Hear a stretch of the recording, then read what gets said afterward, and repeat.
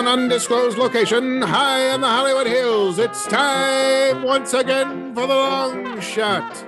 Tonight's episode, does it really matter what a chicken wife is? And now please welcome the host of the Long Shot, Sean Conroy.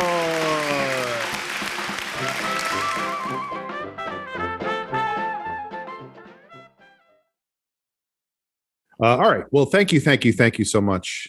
Good afternoon, good evening, good morning, good night, good noon, good dawn, good day, good dusk, good eventide, guten Tag, willkommen, bienvenue, wir sagen, hey welcome.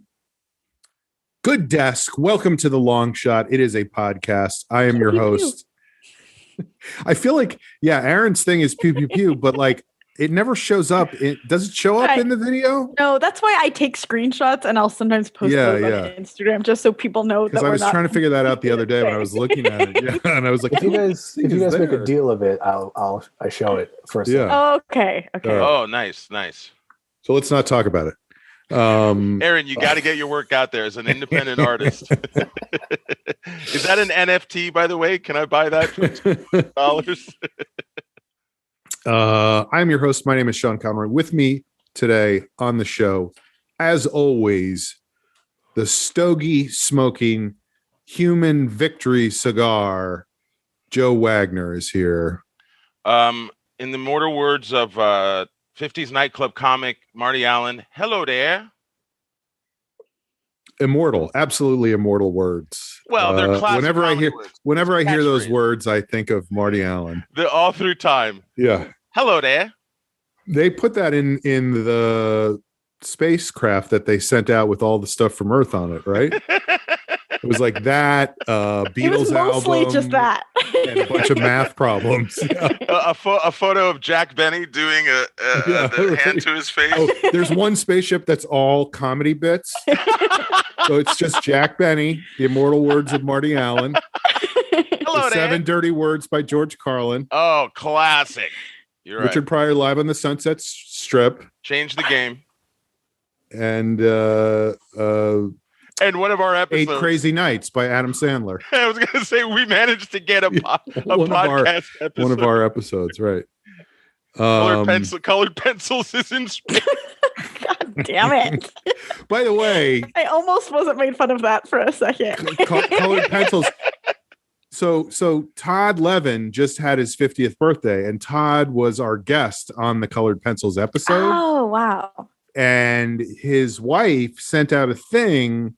I don't know what you call it, but I've gotten it from a few people now where you make a thing on the internet. I sound like, I'm 90 years old, but it's like you get to post your own thing on a board that everybody posts their things on. So you can put like a picture or words or whatever you want.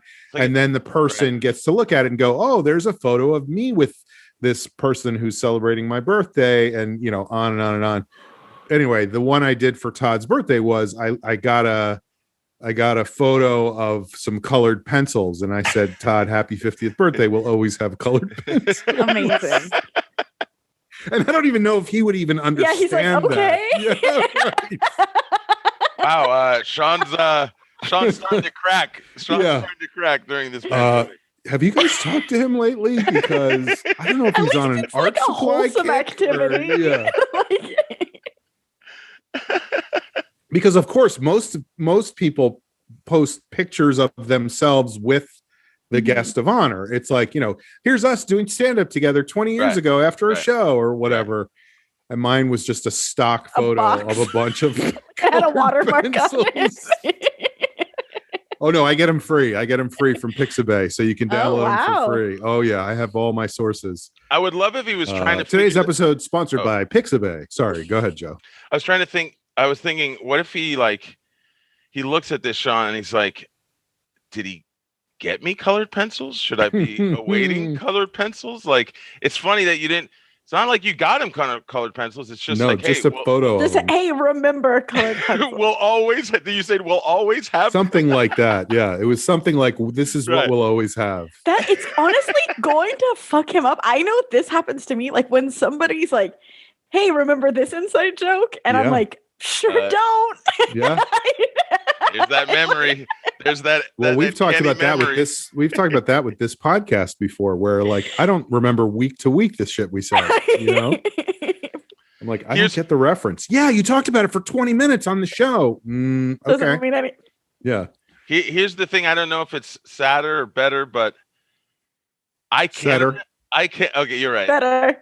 Sadder. Better. Sadder. Sadder, better. I can remember. I can remember those little things, and then I think to myself, why do I use my memory to remember those little things? If you have space for that, that means there's other stuff you're not taking care of. Exactly. That's a bad sign. So it's not better. By the way, this show has become all about memory for the last month. I know. But there's also and you haven't introduced Amber yet. Oh, I know. I'm aware. I'm picking my spots. There's also a thing where you do remember the inside joke with the friend, but you don't remember what it means or the context. Like you remember whatever the funny word that you would say to each other, but you have you don't remember the source. Yeah. There's no worse inside joke than the joke that's not funny anymore to the inside. Like that's when you remember, like you're saying, when you remember a joke like that and nobody neither of the people laugh. It's like, oh, we don't. Don't even get what was funny about that. I'm just gonna get into it. I have 2 coworkers. Who are you? Should I wait? I'll wait. You picked it. Ladies and gentlemen, also with us on the show today to talk about corporate America, Amber Kenny is here. Oh, wow. The light at the end of the tunnel. Waiting in the wings. She was that. Sometimes you should just take stage. I don't know why you don't just step front and center. Grab it. Take star center. That's what my old commercials teacher used to talk about. When you go into the room, take star center. That's what they want. They want you to take star center. Okay. So I have 2 coworkers who I guess have known each other a really long time.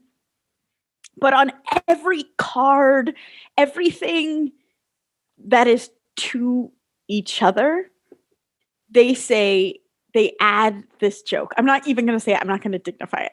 But they write this one sentence joke. Balls. And then they're let's say it's balls. It might as well be. And dick. Yeah, they're like balls. They flip it. But they don't just do that.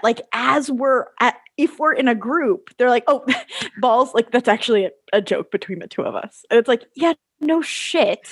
But then they tell the whole story, which isn't a good story. I've heard that same story 9 times. And I'm like, y'all, hang out more, because that isn't a good enough glue Guys, for this relationship. Can you meet me in my office at 3:00? We need to have a conversation. Oh, I forgot we're on Zoom. You can't meet in my office. It's literally the equivalent of so say they say balls all the time, and then they're like, oh, that's actually an inside joke. I know it sounds crazy, but it means something to the 2 of us. They do that for a long, long time. And then they're like, so one time we went to a bar and we heard someone say balls. And I was like, oh, it's the worst. Anyway. By the way, I think going forward, anytime I sign a card for either of you guys, I'm going to write balls on it. And you'll be like, actually, that's kind of like a little joke. So anyways, we would do this podcasts once times. But the thing about an inside joke is you can't tell everyone what it is. It is no longer an inside joke. And it's not. It's so. This is going to sound like it's off topic, and it probably is, but it comes off of what you were just talking about, which is, do you guys ever? I don't know if you ever feel like this or feel like you have to deal with this. I feel like this is a very, I guess, male energy thing where when guys see each other for the first time in a while, they immediately start insulting each other. There's a tear down thing, especially comedy guys. Mm-hmm. Especially comedy. And guys. what's weird about it is it's fine if it's funny, but if it's not funny, then it just feels like it's a guy insult for the sake of Yeah. insult, you know? I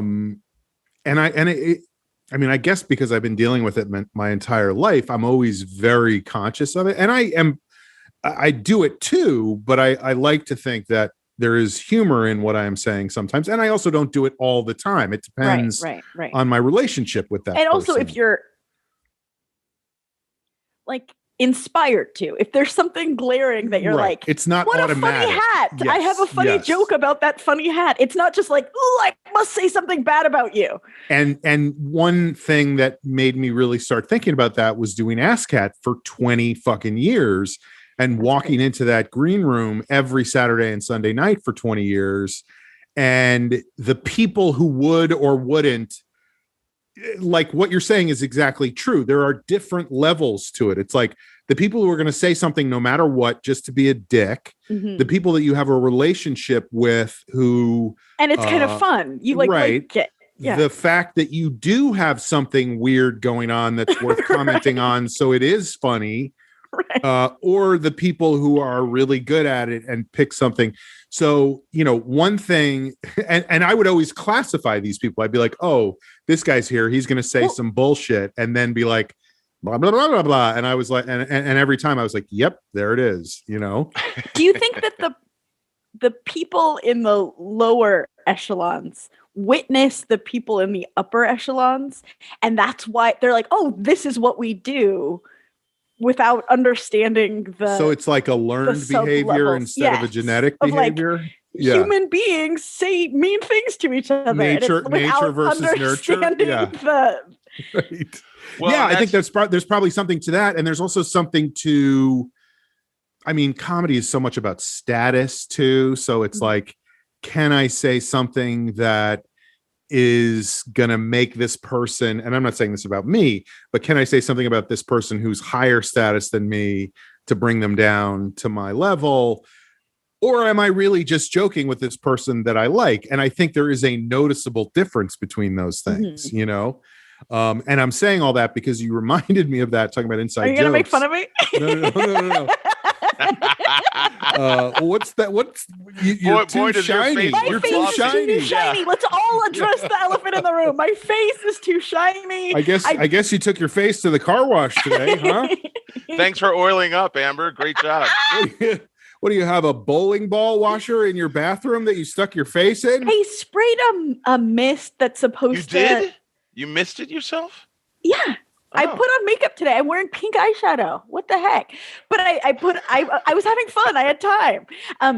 I did a mist to be glowy and it looks great in a mirror, but on Zoom, I'm like, I look insane. I look like a robot. So you live, you learn. You look like an American Girl, one of those American Girl dolls. That's sweet. It's not good. I might have to powder on the break. but I was telling you guys that I got on this Zoom call today, and I got on and I had a shirt on, and you guys know I wear some crazy shirts sometimes, but I knew this was going to come up. Whatever you're wearing.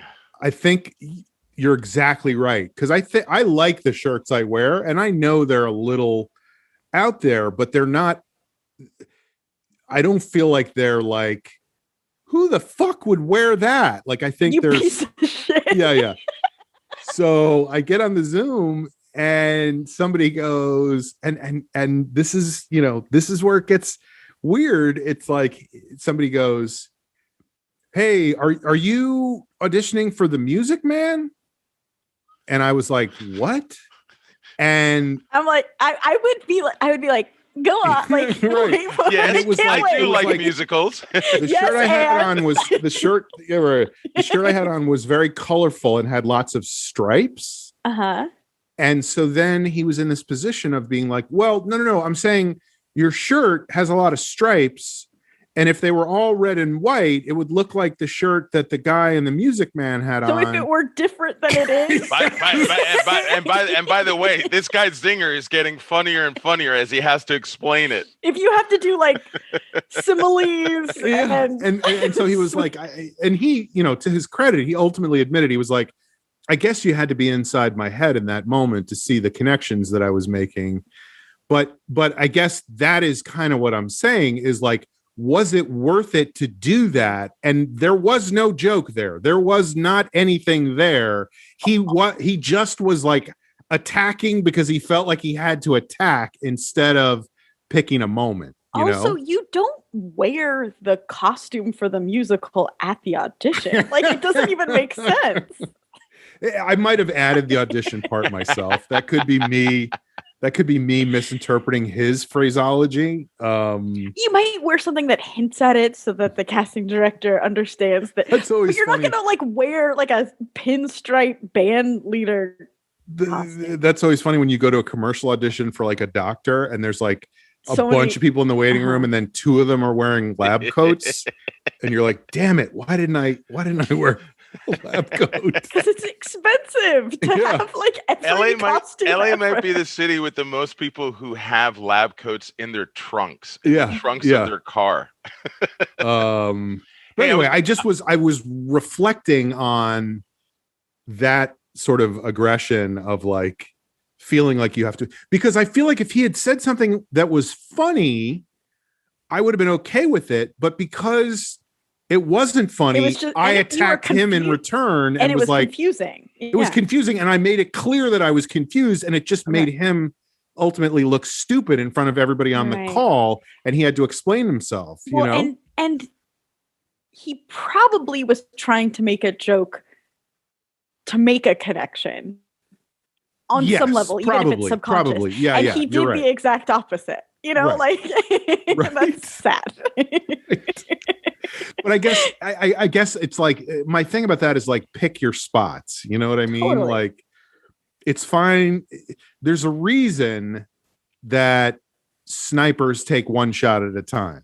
You know, it's like they have it in their sights. They have the target. They wait. Stay on target. Then they shoot. On target.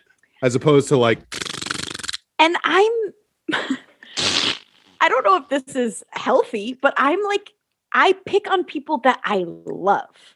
Right. Like at work, everyone's like, you are so polite and you're so nice. And I'm like, that's because I don't like you. Like, that's not a good thing. Right. Who are you, by the way? But you know what I'm saying? Like exactly to your point, I'm just saying it a different way, is I don't want to actually hurt someone's feelings when I pick it. So I want to know what our relationship is very well ahead of time. I want to know what their boundaries are. I want to know what my boundaries are. I want to know what they're comfortable with, what I'm comfortable with. And then once all of that is completely clear to me, let's go have some fun. You know what I mean? Like, I don't want to hurt anyone. Right. You have to have a common ground of whatever the pattern of your friendship has been, whatever the tenor of your friendship has been, to play that stuff. And it's like same thing with like roasting. I remember when like roasting exploded and the roast shows everywhere and everything. I think it's still going. I mean, nothing's big now. But that thing of like, I remember when some people would go like, oh, we're going to do this roast. And I was like, do you know the person? And they're like, no, not really. And I was like, well, that's just bullying. That's bullying. It's going to be weird. And I've been to shows like that where it would like, you see the person's face and they're like, oh no. like, and there's a lot of that. That's in comedy, those Comedy Central roasts, you know? Yeah. It's like, the Comedy Central roasts do it the wrong way because they pick someone that people don't like on some level. Mm-hmm. And it's like, no. It's supposed to be someone that everyone loves. And the roast is. Well, the most infamous one is the Chevy Chase one where he really was hurt. Like there are oral accounts of after the show where they were like, he was like devastated. And that's funny because he's in comedy. Like you would think that would come from like the. Well, and it was because most people were going like, Chevy Chase is an asshole. and then you And hear not that funny, period. and you Set hear up that for like punchline. an hour and a half, and it's like, oh, okay. But I Chevy Chase is an asshole. Set up and not funny. Punchline. And people are like crossing off the jokes on their cards. I think, look, every office has someone who considers themselves the funny, jabby guy. I think that in Hollywood, it's just take that and add 3, 4, 5 other guys in like a writer's room or something. Like I remember first few jobs I had where exactly what you're saying, Sean, about you knew who the guys were that as soon it's literally as soon as you walk into the room, they fucking jab you. And it can be anything. And the easiest thing always was an item of clothing. If you Right, the shirt thing is always the first go-to. Yeah, and to me, and comedically, I'm not a jabber that way. And I remember the first few times I was like, I just got pissed that I had to try to say you're something. You're not a jabber. You're barely even a blocker. Like I'm peace and love, baby. Mm-hmm. Peace and love. But I remember feeling like, oh, I have to learn how to speak this comedy language in the room of like, maybe I should be ready the next morning with a return, because it's like, that's not how my brain works of like, I'm just more like, hey, hello, good morning, whatever. And it wasn't always that thing of like, you look like shit. And it's like, what? Right. But also, I think the other part, but obviously very funny. We all laugh. If you're going to do it hard, go hard. The other part of it is like, and I'm just thinking about this now, is like, because I feel like you're saying that this, and I think to a certain extent, you're right. This person who said this today was trying to connect in some way. But also, I was saying the thing about status before, and it's like, trying who are they talking to? But I'm saying, like, who is the person saying the thing to? Like, they're saying you look like shit, but are they really saying it to you, or are they saying it to everybody else? Like, in order to like shit. No. In order to, I know, but like. Yeah, like to make you look bad. Yeah. Like cheating out, I mean. Right. Like, I am going to get laughs from all these people at your expense, as opposed to, I think the affectionate way is, I am teasing you because I have a relationship in which you and I tease each other. So my remark is directed at you and is something that you will find funny, versus all these guys are going to laugh at you when I say this thing that's funny at you, you know? Right. Sean, you just reminded me of the fact that then what can happen is, I've been in these professional situations and literally with the guy who is called the Roastmaster General, Jeff Ross. I was just working a couple days on this animated thing. And for those days, I realized that because Jeff is the executive producer of the show, and he's also a very funny comedian, and this is also his voice, he would say things. But I remember thinking there were a couple that weren't that funny, but all the other people in the room laugh because he's the boss. Yeah. And it's like, he's never not going to get a laugh. But that's not good. You need people to tell you when things are not. Well, I mean, I've talked about that before. Hierarchy, you know. I've talked about that before, and I do think Jeff is funny. But I was on a show, a sitcom called War at Home with Michael Rappaport, who. There's a jabber. He's a big jabber. He's a big fan of the Housewives. He's no Jeff Ross. You know, whatever he is, I think he's a good actor. I thought he was great in True Romance, but that was a long time ago. Anyway, here he is on this. Oh, are we jabbing? Whoa. No, I mean, he's done a million great things. What was the movie? Zebraheads, the first thing he was in? If the long shot gets on he doesn't listen to if the long shot gets on Rappaport's radar, this will be great. By the way, speaking of getting on people's radar, what happened with our war with the other long shot? That guy is afraid of us. Anyway, my point about Michael Rappaport is he was on a sitcom called War at Home, and it was a show based around him. Like, he was the star. Right. And like I said, Jeff Ross has been a stand-up for who knows how long, 30 years now, 90 years, you know, and so he has street cred, he has his jokes, whatever. He's a funny dude. Michael Rappaport is an actor who maybe says funny things sometimes, but it was the same thing you're talking about, Amber, where or that you're talking about, Joe. Who else is on the show right now? I don't know. This might have been Jamie. I think Jamie dropped this one. It's the thing Jamie brought up where everybody is just laughing so hard at everything he says. Yeah. And I was like, and so I was on set all week and I was just going, what is going on here? This is crazy. Because what it does is it completely shifts the paradigm of what's funny on the show all of a sudden. Like nobody knows what's funny anymore because every word out of this guy's mouth is the funniest thing they've ever heard. And so it doesn't even make sense anymore, you know? Yeah. All I'm saying is I don't know why War at Home was canceled. Go ahead. I was about to say, I think we figured out why Hollywood makes a lot of shit. Yeah. But I mean, it's not just Hollywood. That's exactly what I was my boss say. Yeah. is like the funny guy. Ego. And people mostly actually always kind of agree and think it's funny. And my favorite, I'm like the most proud of myself when he makes a joke and I'm like, I give him nothing. That's what I feel the most powerful in the world.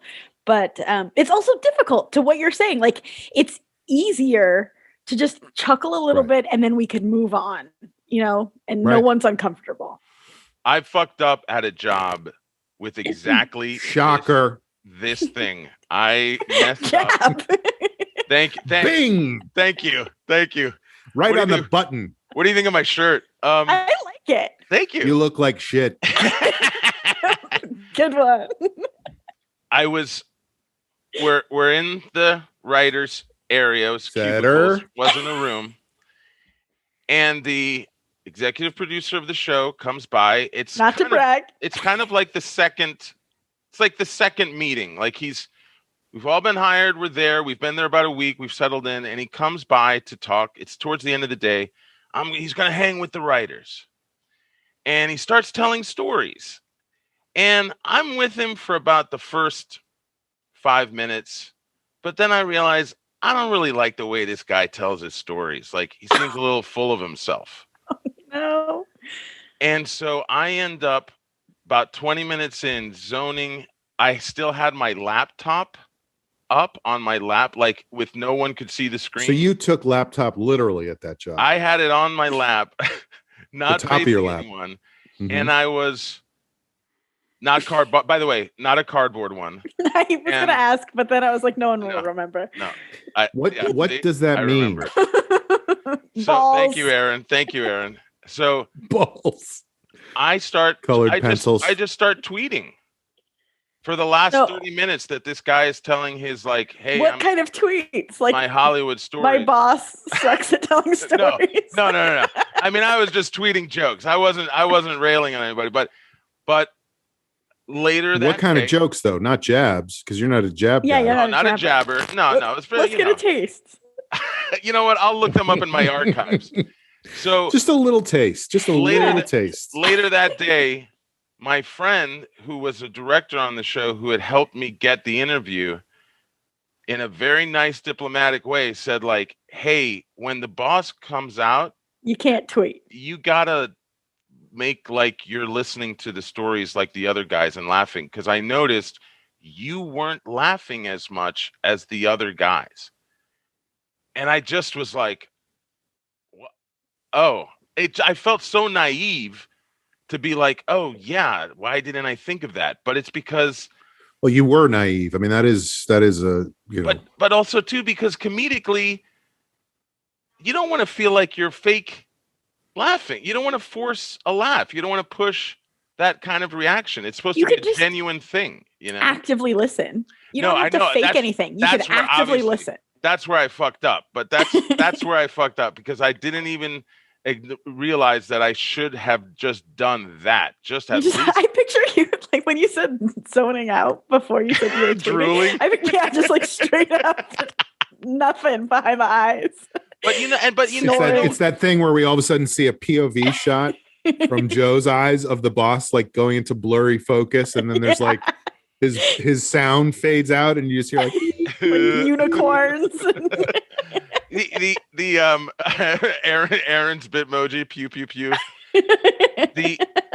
I think the interesting thing was that I realized in that moment I had to either I have to consciously get better at it or just not be in those situations. But I remember the guy talking, and I think this is what we've been talking about really, is ego. I remember that the guy's ego just seemed to come through his stories and his personality, and it was like he was holding court. And I was just like, I don't really know you that well. You're holding court. Your stories are okay.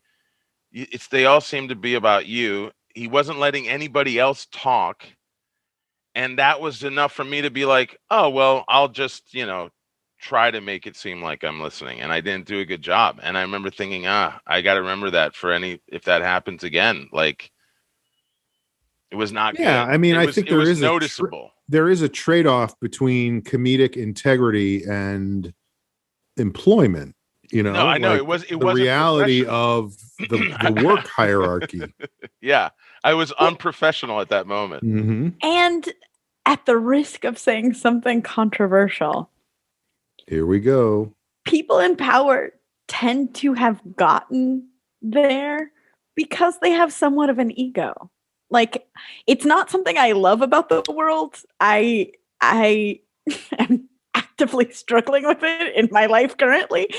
But it's like that they are in power because they have a little bit of an ego. I've always felt that the word charisma is someone who with an ego who is charming. It's like there are people that have egos that have charisma.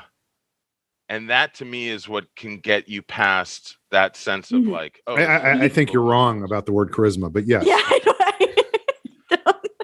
No, I mean, you guys don't think that idea of commanding presence, charisma, being ingratiating, engaging in that way. And that does come from people who have a very strong sense of self-confidence, which is also a manifestation of ego in that way. But they're good at not making it feel off-putting. Agree to disagree. Okay. I think I'm very charismatic and I have no self-esteem. See, and I have a huge ego and I am the opposite of charismatic. Well, that's so Amber, between the two of us, between the two of us, me and Amber basically shoot your theory in the face. No. That's the thing. Bullies have no charisma. They have ego, but they have no charisma. And then you have guys like, I don't know, like. Wait, did you just call Sean a bully? That's not the first time on Again? the show. Yeah. It's not the first time. I do it every 8 years or something. Again? It's like who's the 75 cents to Joe. Atlantic guy, Richard Branson. I remember he was like the first kind of billionaire that I had seen that was like he's this charismatic, jet setting. Everyone loved it. Now we hate our billionaires. It's like to burn them down. I'm so lost. I don't know what point we're making anymore. Should we? We're talking about charisma. We're talking about charisma versus bullies versus ego versus jokes versus people who appeal have ego versus funny versus success. Yeah. All I'm saying is Richard Branson's kind of an asshole, as it turns out, no matter how charismatic he might be. But if you want to be employed by him, you just got to pretend to listen to his stories. Just laugh at his shit. Should we check in? Not yet. Are we done? We're not ready. Are we done yet? No, I think we should. I think that's a good idea. Why don't we start checking in today with Amber? Okay, great. Sorry, I meant Joe. Oh, sorry. No, Amber. I think you meant Amber. Yeah, I think you meant Amber. I gladly, please, Amber, please.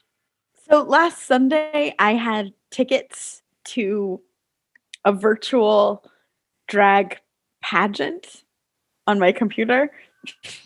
obviously. I saw don't know that that's obvious. It could be somewhere outside, and That's true. That's true. Holograms. I thought you were seeing it in your mind's eye. I imagined it.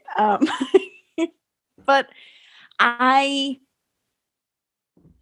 so Jeff had a wrestling match. I'm laughing because I feel like I'm not using the right verbiage and I sound like a grandma. But there was a wrestling match he wanted to watch Sunday night, and then Sunday afternoon I had my pageant. So we both were very excited about different forms of pageant-related entertainment. Spectacle. And he went out to get some exercise or something, went for a bike ride. So I was home alone and the show was going to start. And I was like, it's a Sunday. Yes, very much that.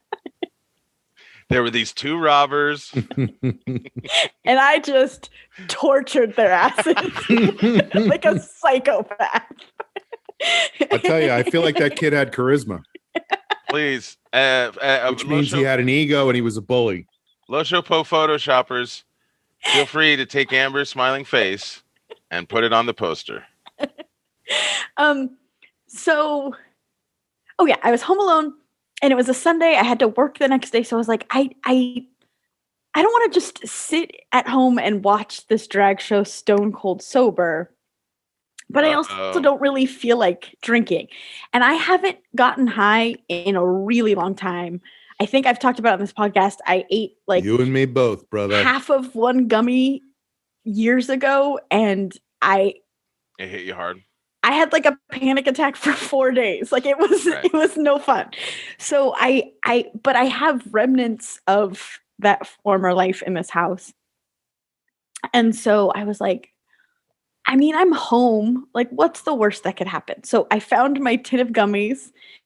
They're 5 milligram sativa. Like they're you dusted it off. I had to.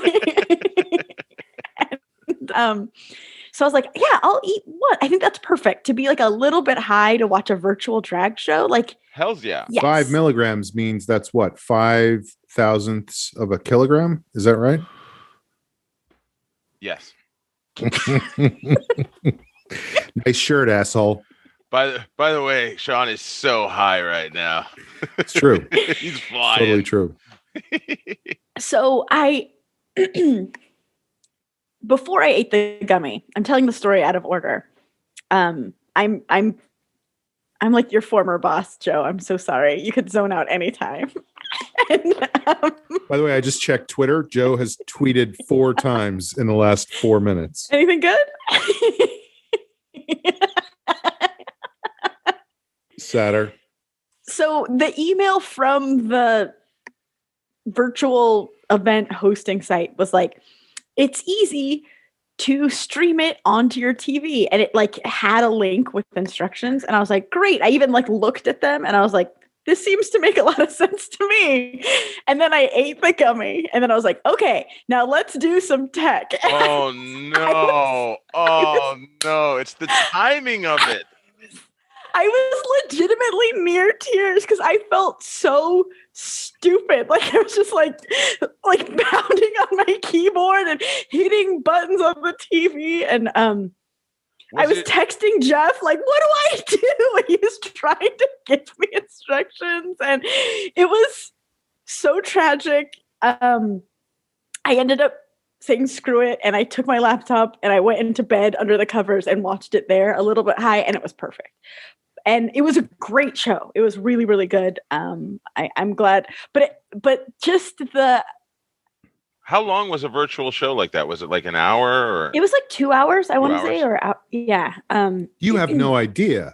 Right. What is time, man? Well, that was the other thing. I've known a lot of people who are smoking a lot of pot in lockdown. Who can blame them? Well, I can because I know my parents are in that group, but But like, I was like, why would you want to do this? Like, it felt like it was midnight, and I checked the time and it was like 6 p.m. I'm like, why would you want time to be longer in lockdown? What is wrong with you people? But yeah, just feeling It's longer, man, but you don't feel it as much. It doesn't have the same effect on you. Did you get from an edible, and I think gummies too, did you have like any physical effect like that warm body feeling? Or yeah, that's it's also part of the reason why I don't use any marijuana products as much anymore. Is I know a lot of people use it for pain reduction, right? But I find every time I'm high, I'm just like, oh, my back is a lot worse than I thought it was. Like, I'm just like acutely aware of every part of my back that hurts. Right. And I'm sure there's like, I could have a different hybrid or something that makes it better, but it's because you're using 5 milligrams, man. Get the 10 milligrams, and all of a sudden you'll still notice it. It won't hurt as much. And then take 2 of them, 20 milligrams. You won't feel a thing, man. But yeah, that was my. I have a question about the pageant, Amber, because you made me think about when I was a kid. It was a big family thing for us. We'd all watch it together. Any Miss USA or Miss America pageant, or especially the Miss Universe, because we would root for Colombia. Because you love Donald Trump. No, this was pre-Trump. But early 80s. But the Miss Universe was a big one because my family. What's this on my television? This looks interesting. Maybe I should get involved somehow. We'd always root for Colombia, and I can remember we'd keep track of all the scores that they were getting. But did you have a favorite? Were you rooting for someone? And what did the pageant involve? Yeah. What did they have to do? These are all great questions. Thank you. So it was great because it was only the second one of these.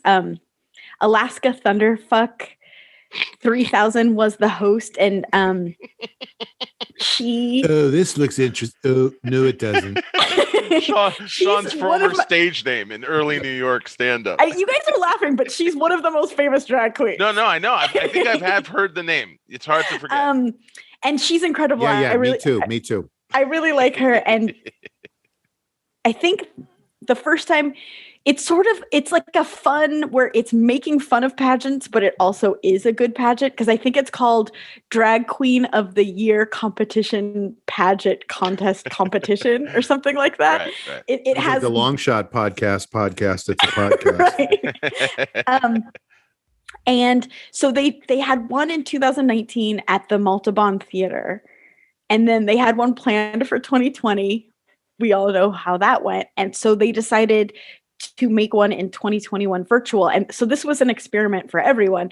And they had 8 contestants. And the nice thing about it being virtual is they were from all over the country. You know, they were Alaska, I'm assuming. No, Alaska's not from Alaska. Is Thunderfuck a state? A weed. He's named after I don't get it. It's not for you. You I don't get it. Get it. Why is Alaska? I mean, okay. By the way, Sean, are you getting lower and lower in your shot? And they had a presentation category where they all had to wear zebra print outfits, and they were able to film it ahead of time so it could be as slick as they wanted. Yes. But then in that costume or outfit, they answered a question from Alaska, and she made it very clear, this is not for scoring. This is just to get to know our contestants. And then there was... Here's my question. What state do you think I am from? Then there what were they presenting? Like, right. The presentation round, it was zebra print. So they all had to just wear an outfit that was zebra print in some way, in a creative way that makes them stand out, but also shows who they are. Who was the most creative? Did anyone have like a zebra head or something? Tenderoni had had a... I'm going to guess that Tenderoni was not from Arizona. No, Tenderoni. How did Chef Boyardee do? Tenderoni had a wig that was actually like zebra print in the back. That was pretty cool. Oh, that is cool. And then the next round Party was in the front, zebra print in the back. Exactly. The next round was talent, and so people could do whatever they want. What if my talent? This is going to blow everybody's mind. Oh boy! What if my talent is zebra impersonation? Okay. Perfect. Do I do one-in-one like I don't know. Do I do it? Right. It might be too much zebra. Yeah. Zebra. And then but the talent blew my mind. Again, I was on a gummy, but I didn't know what I expected. But the first guy, he started doing like kind of a sexual dance, but then it turned into a full Cirque du Soleil silk routine, and I was like, "Wow, did they pick this?" And there was he in the air? Mm-hmm. And was that a part of a reveal? Like, you think he's just moving first, or did you see that he was in the air from the beginning? I think he went into the air. Oh, he went into the air. Cool. Did he stay in the air? Is he still there? I don't know. Can someone please get him down? Get him down. And then, there was like comedy ones. There was political ones. There's a wide comedy, range. like a monologue kind of things. Well, yeah, like one of the drag queens did a whole movie skit thing as a Girl Scout cookie selling Girl Scout cookies. That were made as a out Girl of Scout cookie selling Girl Scout Yeah, cookies. I was like, that sounded wrong. She was a Girl Scout, and she was selling cookies. When you said Girl Scout cookie, I thought you were going to say they did a sketch as a Girl Scout cookie selling Girl Scouts. That's good. Yeah, I thought that would be interesting. No, but it was just like she was a Girl Scout wearing like headgear and the whole like uniform. Right. But also then like doing disgusting sexual things. Comedy, dance, politics. Did anyone play an instrument? I don't remember. Magic? Did anybody do magic? It would be hard in a video. Like, yeah, I can make anything happen. It's not impressive necessarily. Whoa! And then there was the Q&A section, and there was evening wear, and there were a panel of judges, and they got scores, but we didn't get told what the scores were along the way. But then we were told who won every category, and then who won the grand prize, and it was Tenderoni, who is a drag king. Exciting stuff. Oh. From where? Chicago. So was Bullshit. it both queens and kings in the same pageant? Yeah, it's very drag. It was just drag. It's just right. Gender means nothing in this context, right. And it was kind of cool. Tenderoni from Chicago. I don't buy it. Why not? I'm not buying it. Stolen. Get Q on the phone. Who are some of the other contestants? Do you remember at all? The names are great. Yeah. No. No. No, I don't. I feel like if I was given a crossword puzzle of like the amount of letters and like a couple hints, I could tell it to you, but no, that's okay. I just wanted to guess what state they were from, but you know. Oh, gotcha. Doesn't matter. Aaron, if you can check online, will you surprise us through the rest of the podcast with just popping up some of the names from the other contestants? And can you get us tickets for next year's virtual pageant while you're doing that? And it was a lot of fun. And there was like a chat going the whole time. And that was fun, like in the in-between sections to be involved. But when it was like the talent portion, I minimized the chat because I wanted to focus on the talent. Were you chatting with people? Yeah, I mean, not with people, but I would be like, "Good job, Lola." Lola was not one of the contestants. One of the Lola hosts. from New Orleans, obviously. Nola Lola. Yeah. Amber, was there anything that indicated how many people were watching? There was a contest going on where you can tip the queens with virtual tips. Right. And So you're not actually giving them anything. You are. You have to buy the tip like emojis. But then once you have them, you give them out, and so everyone can see that you're throwing. So when you say you're tipping them with virtual tips, you're tipping them with money. Yes. Yes. Okay. But like the tips that are getting thrown at them are literally like a rainbow or like I see. A unicorn. Yeah. A rainbow and a unicorn. I didn't, and I'm proud of myself because I was like, "Oh, that would be fun." And I like went to get my credit card, and I was like, "I'm a little high. Like, I want to make a rent today." The next day, you're like, "Holy shit, $700! What did I do last night?" Yeah.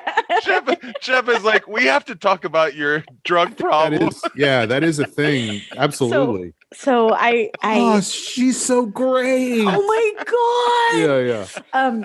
But there was like also Cirque du Soleil. Get him down. There was a competition. Jeff, you're supposed to give when you can't give. I mean, I should have tipped, but I was worried about like the math of it all and not because I think they did this on purpose where they're different amounts. The tips the are virtual currency didn't match the dollar amount currency. Right. So you would have to keep buying like more 50 and more. hearts equals $10 or something. Yeah. Yeah.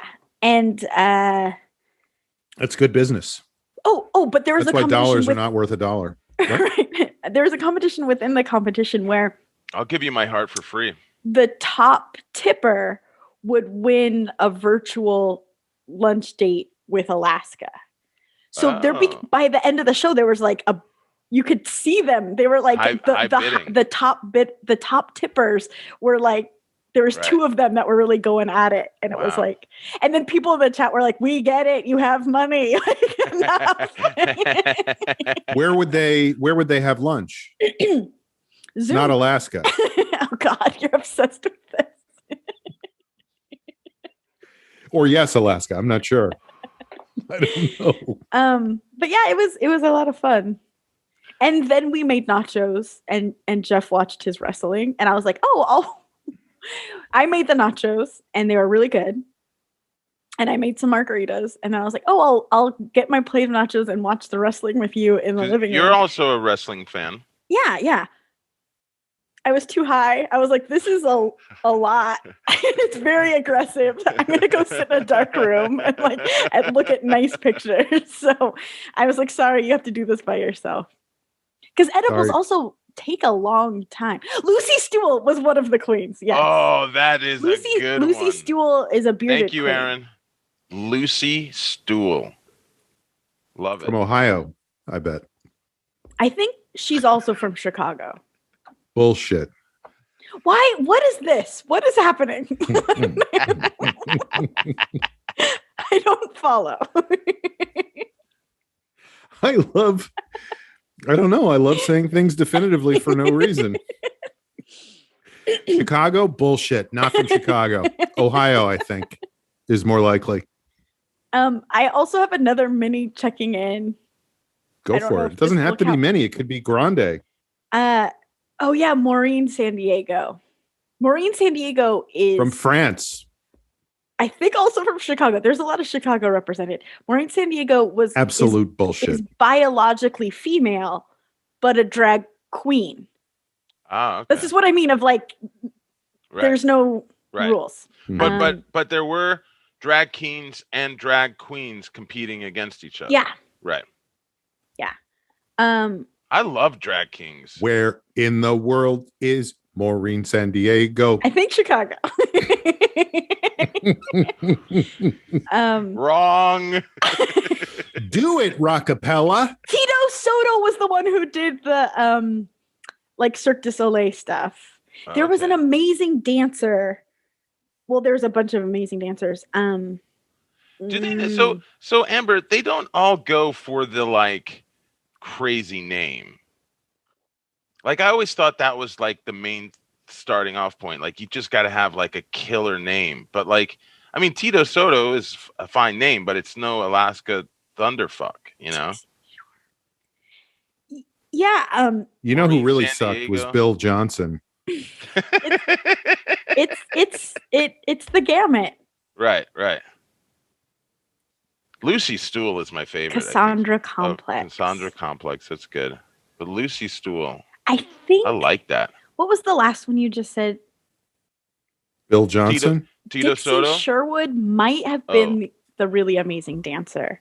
There was like Chiquita Tita or something. Oh man, I sound offensive, but Chiquita Tita.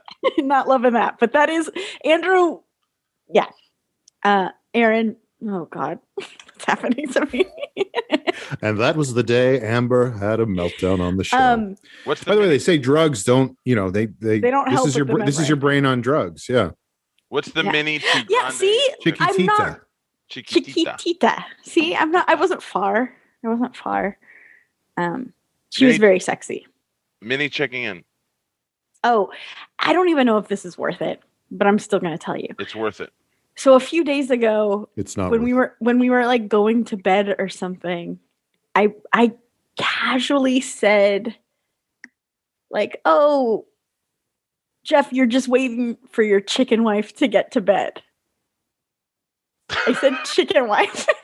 and is he this was like, a new inside joke? Well, he was like, "What is a chicken wife?" And I was like, you love your chicken wife. So I dug my heels in like it was a real thing. And you never heard of a chicken wife? But now he's adopted it. And so he's constantly like, "Oh, where's my chicken wife?" And like, I don't know what it means or why I'm a chicken wife, but now I'm officially a chicken wife. I love these mini checking ins. Amber, what was the joke that you mentioned, the inside joke that you talked about months ago between you and Jeff that's like related to a commercial, or it was like a Hot Pocket or something, or balls? It was about food and was like, do you remember this? Memory test. I'm trying to remember it now because it was like you said this, it became a thing that you and Jeff say to each other. And I think it was from a commercial that you watched. It's fine if you remember, but it's also fine if you don't, because I feel like the good thing about a healthy relationship is that you keep having new inside jokes. Yes. You're not stuck on the same fucking story about the time that you both said balls in a bar together. Thank you. Was it Daisy Cottage Cheese? No, probably? I think it was something hot. I think it doesn't matter. I truly don't know, and I would love. You are crazy now. I would love to know what this is. All right, but I also I also like that you said we were going to bed, and I casually said because that makes me think about. Before that, you were not speaking casually. Like the two of you were both like, yes. Look, right now we are getting into bed and we are going to sleep. Okay, fine. Covers, pillow, great. You just want your chicken wife to get into bed. Chicken wife. Yeah, I don't know what it means, where it came from. It was just a weird brain fire. Now it's in our lives. All right. Well, this feels like a good place to take a break. So let's do that. And then we will come back with more. Do the big, makeup. Poof. Right in the face. We'll be back with more checking in. Yay!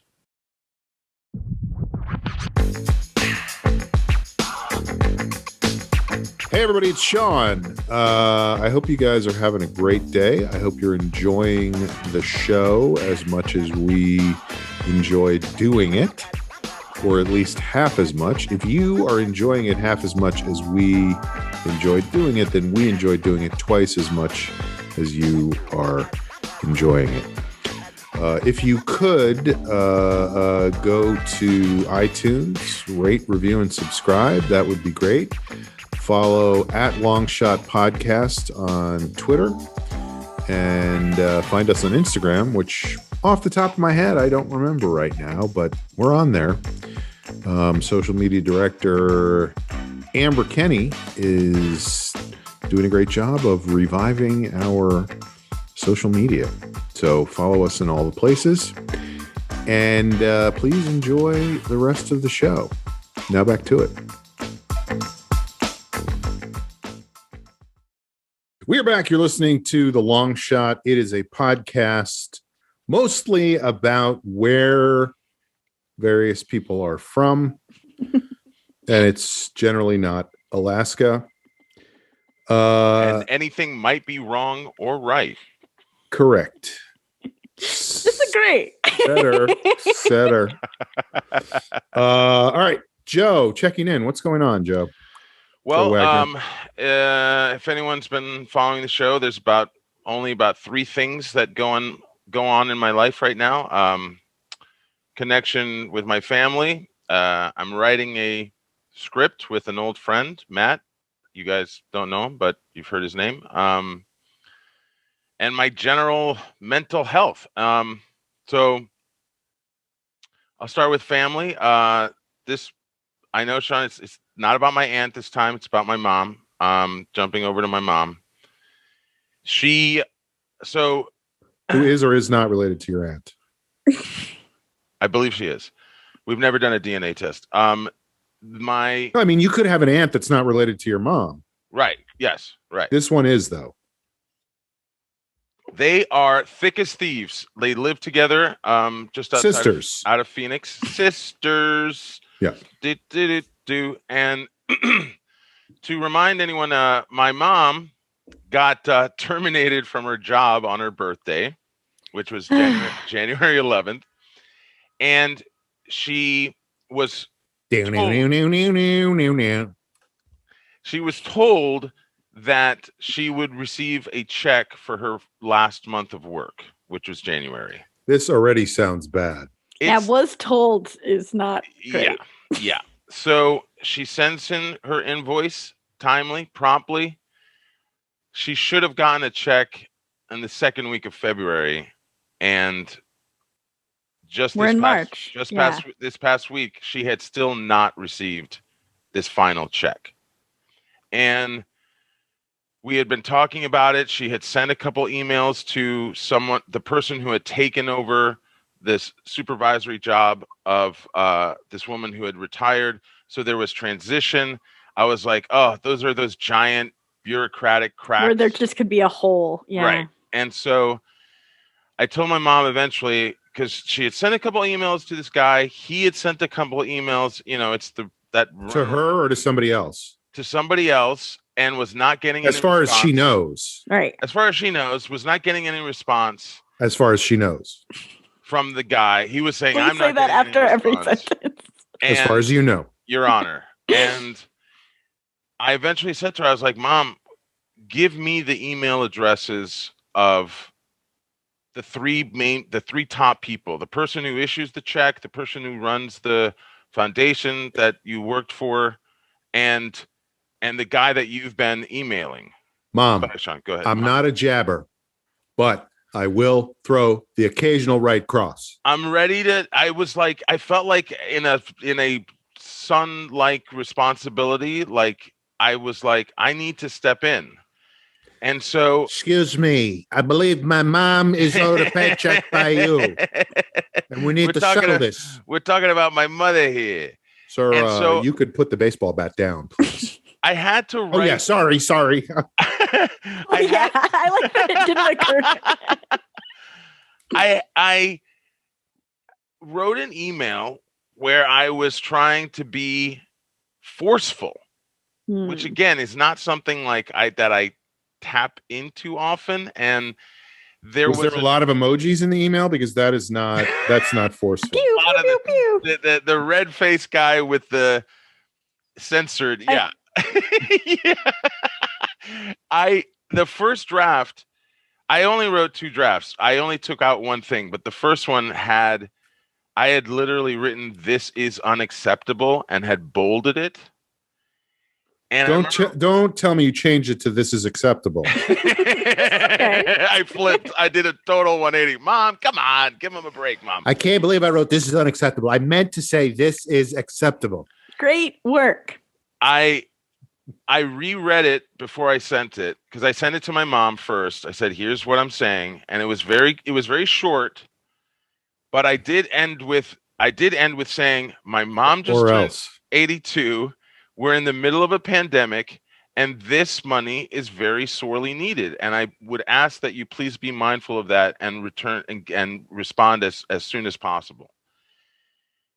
ASAP. But I took out that this is unacceptable because I thought, we don't know how close we are to the check yet. And I was like, I don't know if maybe I want to guilt them, but I don't want to piss them off. Bob, we got an email here. It says that this guy's mom is owed some money, but then it says this money is unacceptable. So I guess we can't send it. In bold. What should we send her? A gift basket? Fruit? It's going to be a lot of fruit. It worked. I'm happy to say it worked. Literally because here's the thing I did. And as far as you know, I told my mom. Yeah, Aaron said the same thing. I told my mom this. I said, "Mom, it worked because I put those other email addresses of the other people, of other bosses on that email. Because the guy who my mom had been in contact with trying to get it for her, he immediately replied to me the next morning, early in the morning, and was like, I am so sorry. I am looking into this. We're going to revise our check issuing process because of this. The company is shutting down. Thanks for nothing." They were like, does she want direct deposit or we can cut the check today? Please let me know. Happy to do a suitcase full of cash if you want. We can set up an exchange. It felt good to have done an effective piece of writing that just got the fucking company wheels churning again. Does she have the money now? They cut it on Friday. They put it in the mail on Friday. The guy emailed me as far as you know. The guy emailed me again to say, I'll be checking in with you on Tuesday because I want to make sure. No, you won't. I do my check-ins on a podcast. So I can't say, of course, yes. We cannot say 100% definitively she has the check, but I mean, literally, the check is in the mail is an expression. The check is in the mail, according to them, according to this very apologetic man who I think my email worked on. And it felt good to do something to fucking get some money into my mom's account because she's unemployed. And so she's lost this. She had an income for about 2 years that supplemented. She has Social Security checks that come in and everything, but she had this supplemental income. It's gone away, and she was waiting on this last check because things are getting. Sean, I think you've mentioned. Did you eventually get checks that you were owed? Because like there was a time where you were like, it took 3 months. Yeah, 3 months. But I sent an email that said, I said in the email, I said, no. I said, I don't know if you know the definition of acceptable or unacceptable, but I'm not going to get into either of those. But I will tell you, that's up I to have you. Charisma. I have a lot of charisma. So I'll tell you right now, checks. Yeah. My ego is out of control right now. Yeah. The check thing, it's like, I think that is truly the most frustrating bureaucratic. Well, and on top of everything else, because the other part of it is like, yeah, I mean, obviously the money is hugely stressful, but the other part of it is the mailing of the check is huge. Like, is it coming? Is it not coming? Am I looking in my mailbox? They said it was coming. It should be here by now. When is it coming? All that stuff is just another layer of stress. And even in my head, when the first week goes by, nothing. Second week goes by, nothing. Like, it's probably coming. Yeah. And my mom's checking the mail every day. Right. And in my head, I went back to that summer thing of like, is the post office still fucked up? Right. Louis DeJoy. Yeah. So it's like, I was like, okay, that's when we hit a month. That's when I was very direct. More like with my post-masturbation, General. Anywho. Balls. but I've when we hit a month, that's when I said to my mom, like, we can't let this, like, I'll step in. Let's see if this works. It did. I'm glad. We'll see. Hopefully by Tuesday she gets this check. Secondly, wait. I just want to say I have a picture in my head of the guy who got that email. He printed it out and framed it. And I just see him like hanging it on the wall of his office while his assistant is in there. What effective writing. And he's like, this is how you write a fucking email. Okay, Bob? From now on, Bob, when we write emails, I want you to look at this on the wall, take notes, then you go write the email. Well, anytime you write anything like that, you just don't know if you're pissing in the wind, I mean, like, it might have not done any, I was like, well, I hope this does something. But to get the email back from the guy first thing the next morning, I was like, okay, I think maybe there's a shot here. So we'll see. Mm-hmm. The other thing is, if anyone's working on a script, here's just something I wanted to share. My buddy Matt and I, we've been writing now for 3 weeks. Any relation to your mother? No relation to my mother. College friend. Of your mother's? Of mine. My co-writer is 79 years old. Why not? There's a movie right there. The thing that we did this week, it was kind of a breakthrough, was that we had reached that point, even with all our outlining, even with all our preparation, we reached that point that I think many writers get to where you go, shit, do we have too much? Like, can we get all this into...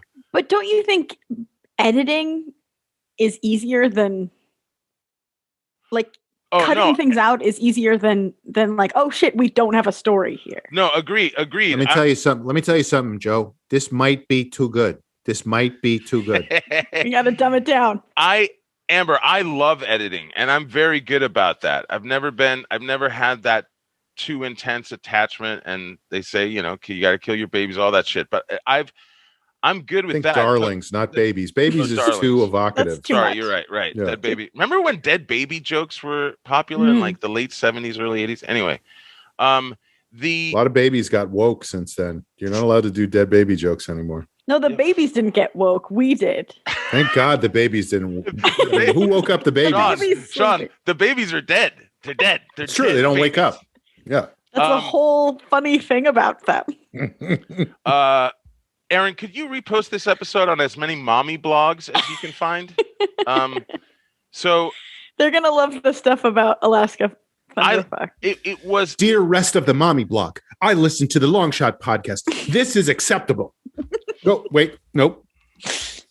Amber, it's that thing where we've actually been doing editing as we've been writing. Like, we're trying to be very multitasking in that way of like, the more work we do now, the less work we have to do on the back end. So we got a whole page there. Cross it out. Like, for example, we will spend the first half hour rereading and doing a very slight, quick polish on the 3 pages we did the day before. And then we move on to the next 3 pages. But we are doing little polishes as we go. But in doing that, we've also been coming up with a lot of great stuff, new stuff, details. So it's like too much. You start to feel like, oh no, we're bloating, right? It's bloating. And then I went online, because we had a 5-act structure. I went online and I wrote 6-act structure. And of course there is a 6-act structure. And then the next meeting with Matt, I said, that was Richard III, no? a lot of them. A lot of those Shakespeare's. For television now with streaming, there's now a 6-act structure. And I think Henry IV Part 6 was 11 acts. I'm not sure. I don't know. Is he from Chicago? Don't quit. So we just made it a 6-act structure, and that solved everything. It just was like, it took the pressure off. We know that it is not an unacceptable format in Hollywood. There is a 6-act structure, and that felt really good to do. So if you're, there's solution. If you're working on a script or you're working on a creative thing, make it more. Sometimes don't, the best way to kind of face that challenge is to see if there's an outside solution that is not like, we didn't think of like, oh no, we have to stick to this 5-act thing. We have to cut all this stuff out. We just realized, oh, it can be done in this other way. And it's been great. So here's how I always say it is, if you look, you can't get 10 pounds of shit in a 5-pound bag. So get a new bag, you know? Dang. And bedazzle it. This is my shit bag. And then the last thing was mental health. Mental health. I'm starting to feel yes, mental health. Mental health, right? Checking in. Mental health.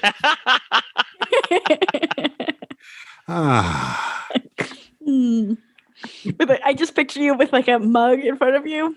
Mental health. but with your blanket over his shoulders. Exactly. And then Amber, I slowly take this mug of hot chocolate and raise it over my head and pour it on while still you smiling. Can see the like smoke and clearly burning you. There's a mini marshmallow caught in my mustache. Yummy.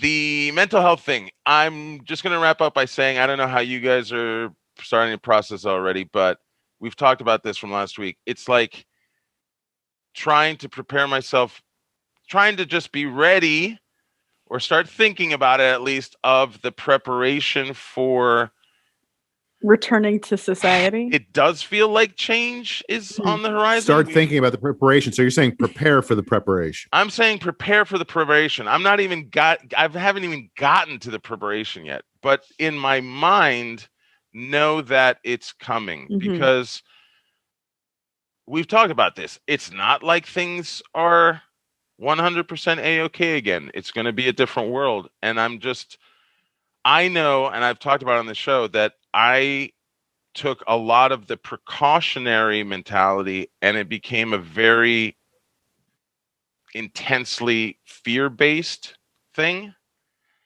And I just am hoping that I was watching a video on it where a doctor was saying everyone should be ready to kind of ease into it. However, you have to do it for yourself. Because a doctor said that? A doctor said that. It was about fucking?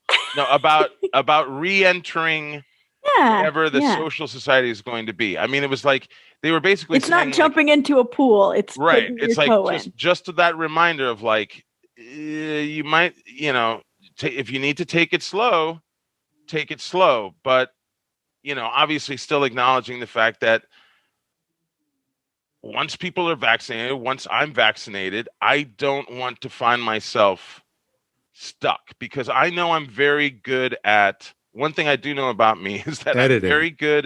I'm very good at settling. Emails. Settling into a track. And I have now gotten into a 1-year-long stay-at-home track. Right. And I just am curious and I'm hopeful that I can start doing the things that help me think that I don't have to live like that just because I have been for a year, I both my work and Jeff's work has started a little bit of the preparation to get ready. Right. Of like going back to work, going back to the office ?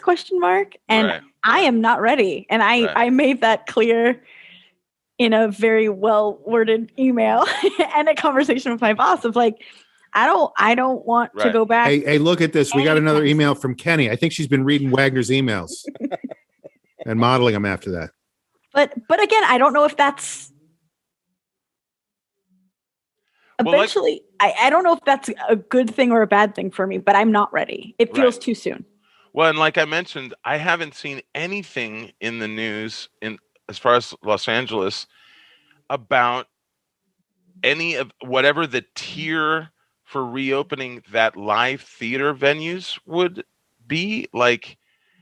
And that was 90% of my life. So, I'm still wondering, is that going to be a late summer thing? Right. I and don't it's know. going to be an adjustment getting back to it for the performers, for the audience, For everybody. It's not like yeah. it's not like opening day. No. Let's do it.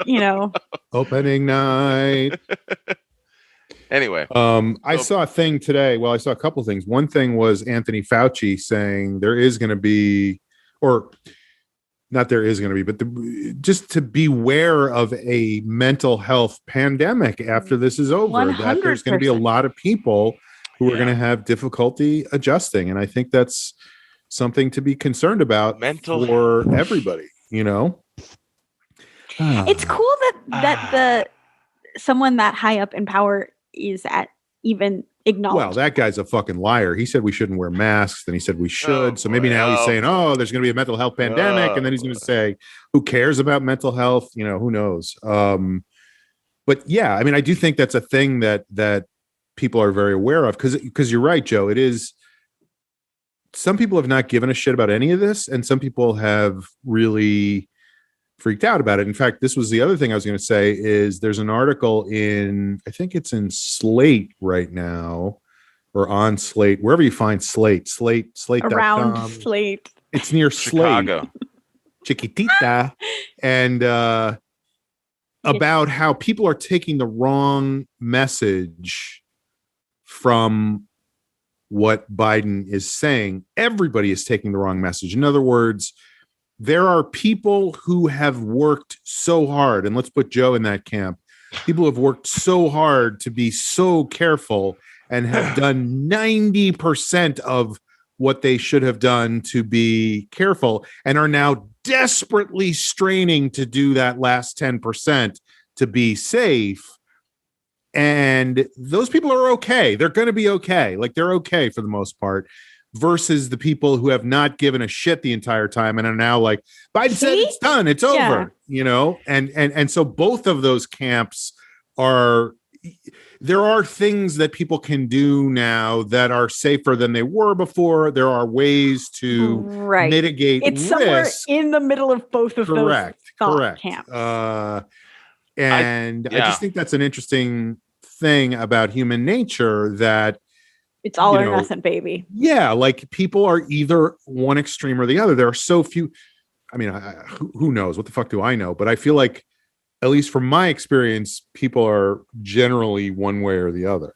Yeah, nuance is tricky. I saw a post online from someone who was saying that what they're nervous about, because they were already starting to think about it, which is that before, socially, they were saying, if I met someone who didn't share my political beliefs, I could still socially get through it, tolerate it, whatever.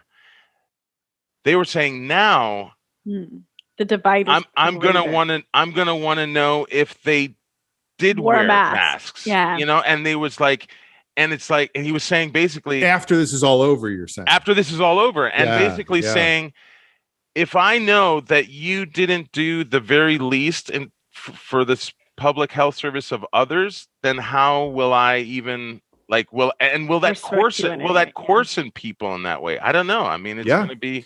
I do think that there's something to that, because it's like, if I know people didn't take it seriously, I will lose respect for them. I will feel like they're not concerned about other people in any way. Right. And I have refused to wear a mask this entire time. Well, but that's a different story. That's the point I was gonna. You're actually right. Yeah. I had this I'm a conversation scientist with a coworker this week about how this pandemic has also made everyone, with maybe the exception of Joe, a hypocrite, because we're all so quick to judge everyone else, but we're also really good at justifying like the one action that we do. Do you see what I'm saying? Like we're all in this weird logic puzzle place. Yeah, I agree. And I think part of that is because, and I hate to apportion blame, but a part of that is because there has been so little guidance from that the people in charge that everybody is figuring it out on their own. I mean, there's totally, that thing of like, but also hating what everyone else is doing. Right. Like, it's not just that is valid. I do think it's okay for me to hate what everybody else is doing. Well, and that's the thing. I mean, I think those motherfuckers. You want to be thoughtful enough to have some sliding scale of judgment. You know, I as much as I've tried to do, I haven't wanted to become very judgy, and I think a lot of people have been feeling that. But there is, I think the line would have to be like, did you not wear masks? Did you go out to restaurants without masks? Did you party without masks? Like, if that's the person you are, I don't even know how to understand. Well, that. it's interesting because But if you went with like your friend to a drive-in, I get that. That is a new thing, and it's considered safe. And like my friend the other night went with his girlfriend to a drive-in movie, and I was like, good for them. If you get out, see a movie, some experience. But I'm not pissed at them. I feel like that's not being supportive of theatrical venues. I mean, that is a step backwards. Would you do an outside stand-up show, Sean? Because more LA comics. I don't think anybody would ask me, but yeah, I certainly would. Right. Well, what I see these sort of heated debates about pandemic comedy shows that are outdoors, whether they're good or bad. Not in terms of quality of show, but whether they should be done or not. Right. If it's even. I'm all for the outside shit. The inside club shows seem crazy to me, but outside, I know they can pull it off. My thing, and it's like you're about the quality of the comics, correct? No, the step even before that, like, who the fuck is going to these shows? Like, what are you talking about? Like, what are we fighting about? And not only going to the show, but learning this new thing of honking your horn as a laugh. That's, by the way, those are the laughs at those drive-up stand-up shows is horn honking. I think light flashing. Oh, and light flashing. And maybe if you're really killing, like the equivalent of an applause break is windshield wipers. You actually just drive up to the stage. It'd be cool to like organize the wave, but with windshield wipers. Oh, it also depends if you have these windshield wipers or these windshield wipers. Right, because that would screw it up. Or these.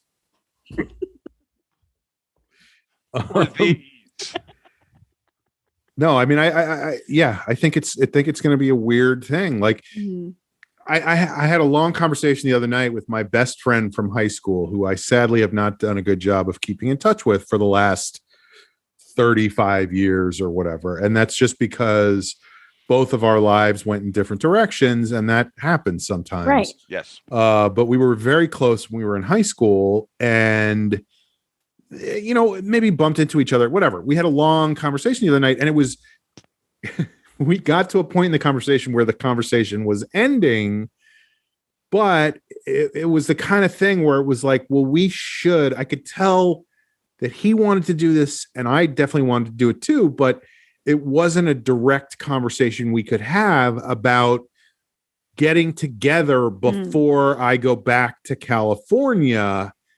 And like, what am I okay with? What is he okay with? Where are we going to do this? What are the precautions we're going to take?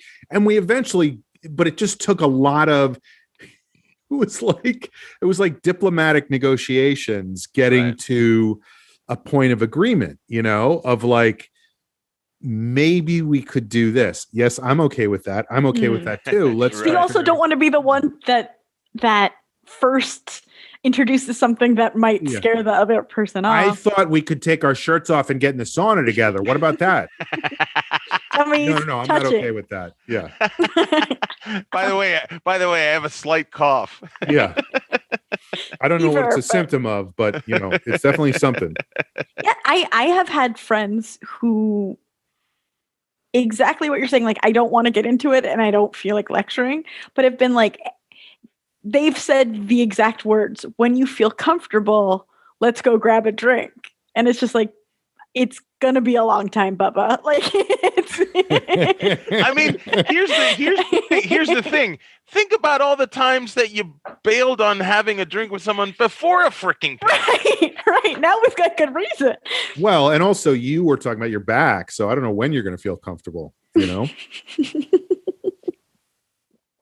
those damn gummies. Yeah, it's going to be a weird because here's the other part, and I'm not going to do a long checking in. I don't know if you're done, Joe. You went through your family, your writing. 1, 2, 3, all done. Mental health. The floor is yours. Your mental health. Yeah, the floor is yours. No, somehow I've gotten it stuck in my mind, and I don't know how realistic this is. I think it is realistic ultimately that at some point, I'm like, I've never done this. I've lived in my apartment for a long time now, over a decade. You guys have been to my place. I've been there for a long time. You've been there for years. You've been coming there. 11, 12 years. Yeah. I have a thing on my fridge. Anyway, cardboard laptop. I'm like, I am going to have a big fucking shindig. Pool party. Oh, pool party. I didn't even know there was a pool in your building, There's a Sean. pool in I'm going my to throw my building. computer out the window. I'm so mad at you. I'm a little There's surprised a pool too. there. And I'm like, why the fuck would I not do that? But I just have to wait until the right time. you know? Totally.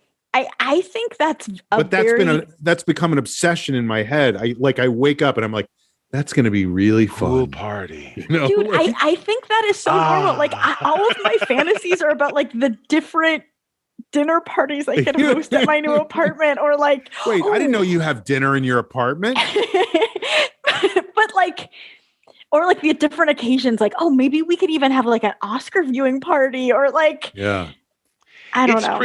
It's crazy when you fantasize and then you have that instant thing of like, am I fantasizing? Should I let myself fantasize? Mhm. And right now I'm like, why is my dick in my hand? Oh, yeah. Let yourself fucking fantasize right now. Totally. Now's the time to do it. I mean, Right. and then you'll figure it out. But like, But I also picture all of us dying to hang out, and then the second we're together, we're all like, ooh. We don't know how to actually be people together. why are we at this bowling alley recording an episode? No, I think just, I'm like, going to we're call it a all night, guys. overstimulated at the same exact time. Sean, did you see that someone on the Facebook page was trying to remember the episode that was recorded in the bowling alley? No, I do remember that yes, episode we at did. the Roosevelt Hotel. Mhm. Yeah, because Where Jeff worked. they were like, the for sound was years. terrible, Sean was miserable, Jamie was something. It was like and you know, I had like flown it. I had driven in from Vegas like that day or something. Like, Oh That my was, I God. think that was the night I saw you afterwards on Hollywood Boulevard. Was it when I was like in my car, or you were in your car? You were in your car, and I was walking. Him? You, Amber. Sorry, Amber. I saw you as I was Chiquitita? walking, and you couldn't roll your window down, yes, so I had to yes. just like wave through the windshield. Yeah. That might have been a different night. No, yeah, But I it do was a remember the bad bull- car. I do remember the bowling alley, and I don't know if you remember this. The Chancellor showed up at that Oh, episode at the bowling alley. the jacket that she left at your apartment that you gifted to me, All right, let's not let that cat out of the bag. I wear every single day. So- It has holes in it. someone put 10 pounds of shit in the bag with the cat. Get a new bag. Papa's got a brand new bag. But yeah, I go for my morning walk and it's cold out, and I put it on, and I then don't I even don't. remember I what have like jacket my it was. keys and my phone, and it's perfect. I don't. I have can't to wait till I have a purse. pool party so I can throw you in the pool with that jacket on. Sean, I was remembering, speaking of seeing people on the street, I think one of the last memories I have of early March before the lockdown was you driving we ran into each other. You were driving, I was walking. I remember this. Yeah, and you gave me a ride to my friend's place, and it was just was at the corner of like Cahuenga and Santa Monica or something. Yeah, right in Hollywood. Yeah, right in Hollywood. If anybody knows anything about Los Angeles, it was at the corner of Cahuenga and Santa Monica. Balls. But I couldn't help but do the freaking 1 year in my head memory trip thing. But I was like, well, one of the last people I saw in real life was Sean giving me a ride. It was a nice memory because I love when that happens, because I walk so much in LA, but I rarely ever get seen by anybody. And the best part is when the car pulls up and I haven't seen who's driving it yet. And I'm like, why is this car pulling up right next to me? And then, Sean's going to kill me. Yeah, I was bummed that you recognized me because I was just going to drive away. And then, felt like I got trapped. All right. Well, why don't we stop there and get into parting shots, because it's been a while now. So I feel like this is where we should do that. Perfect. So why don't we start tonight? Parting shots. Let's start with me. Yes. You the man. You the man now, dog. This was almost going to be my checking in, but I don't want to get into all the details. But I went to a track meet this week. My high school track meet. My nephew is a freshman at my old high school. Whoa. Which is where his father did not go. Like, I had a rivalry with the school that all my brothers went to. Probably did they go to Xavier? They went to Regis, which is like the real smart kids high school in New York, and I went to Fordham, and my nephew is now going to Fordham. So I was always like anti their school. Right. Like I said, it was probably more a rivalry in my head than it was in their heads. Sure. Like everything else in my life. Acknowledging it is the first step. I'm fantasizing. I need to. But anyway, he is cut to Regis. I've never even thought of that guy. Yeah, I'd never heard. I don't know who that is. Yeah, but anyway, he's a freshman there, and I went to his track meet, and it just made me think about, like, I mean, first of all, I don't know if you guys have ever been to a track meet. It is not a spectator sport because no, sir. There's just a lot going on at the same time, and like the he was in two races, both of which were maybe 10 seconds long over the course of 2 hours we were there, Oh my God. Which was fine. I was happy to be there, but like, it's not a sport I would want to go watch on a regular basis, Also because things are happening all at the same time. You don't know where to look. There's like 140 kids on the football field at the same time, trying to organize themselves into different events. And, one guy on the mic announcing everything. It just was like, I didn't know what I expected, but it was Alaskan Thunderfuck. It was hosting. Hey, everybody, it's Alaska Thunderfuck. Time for the 600-meter freshman. So a lot of activity. Yeah, nothing's really happening. No. I mean, they knew what was going on. I just didn't know what was going on because I was, you didn't know where to train your eye. Right. Well, and they're at a distance, so they kind of all look the same on some level, right? I mean, I feel like it's not okay to say that, but yeah, they all look alike. I just meant like you just see people. You don't. It's a bunch of 14-year-olds in shorts and t-shirts. Yeah. Right. So it's very hard. Like he was wearing like black tights under his shorts because it was very cold out. Oh, right. And so that was the only way I could tell. And he had his hood over his head. So, it was just like, oh, he's right there. There he is. He's over there now, But anyway, it was making me reflect on just like sports I did as a kid. And I don't know. I feel like track would have been a good one only because if you are a track athlete, I could be totally making this up. I probably am, but I feel like you're very focused on specific skills that translate into the rest of your life in terms of running and staying in shape and, the benefits you get from better cardiovascular Not endurance, getting clobbered. Right. It's just a skill. Versus like, and I don't know. It didn't make me regret anything I did, but it just made me think about like, what are some things I wish I had done that I never did. And I'm not just talking about sports, but I'm, if I had done things differently, what would I have done that I never did, and I came up with no answers. So, oh, well, hey, it's still a mystery. No, I mean, I played football in high school, which I loved. I really, really enjoyed it, but I wasn't good at it. And I didn't pursue it any further than that. It was just a thing that happened over the course of a few years when I was a kid.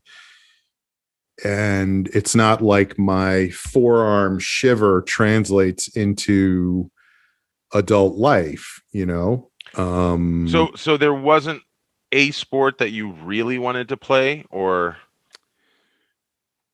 Well, no. I mean, I was thinking about it, and I was like, I was obsessed with baseball as a kid. Obsessed. Right. Like, I think I've talked about this before. Or playing it, the game. Both. Itself. Both. Oh, okay.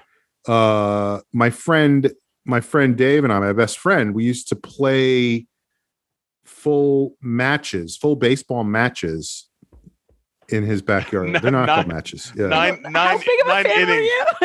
So, but like a full like 9 innings. But we were both huge Yankee fans, obsessed with the Yankees. Right. And so we would play one-on-one for an entire game where each of us would do the entire batting order of the Yankees, because we knew which guy was up next. We knew what their batting stance was. Like, they all have different batting stances. They do different things with the bat when they stand in the batter's box. So we would stand in as, Mickey Rivers or as Reggie Jackson or as, whichever player, using the batting stance that player had.